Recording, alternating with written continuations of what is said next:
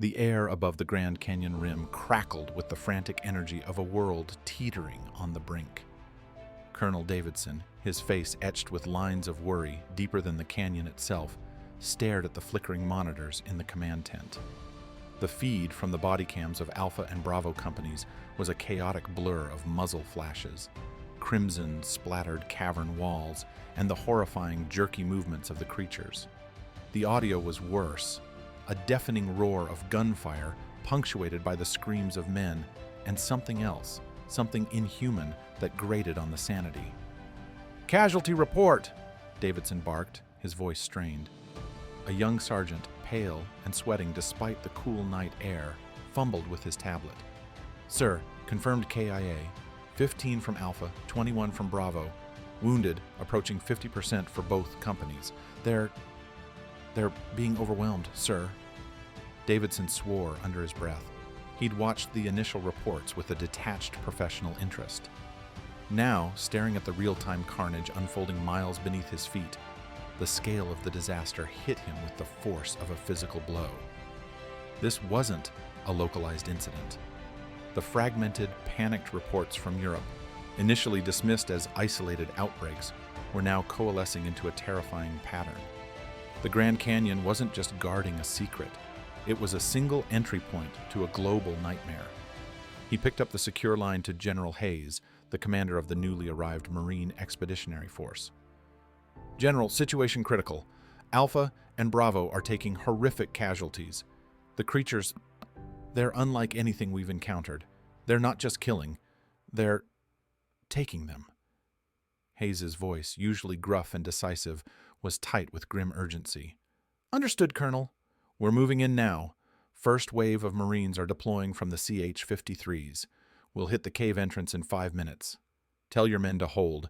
Tell them relief is on its way." Davidson relayed the message to Captain Davies and Captain Miller via the comms network, his voice hardening with forced reassurance. "Alpha, Bravo, this is command. Marines inbound. ETA 5 minutes. Reinforcements are on the way. Hold your positions. Do not yield an inch." But even to his own ears, the words sounded hollow against the backdrop of the escalating chaos echoing from the body cam feeds. He could hear Davies's strained voice battling through the din. "Command, this is Alpha. Hold?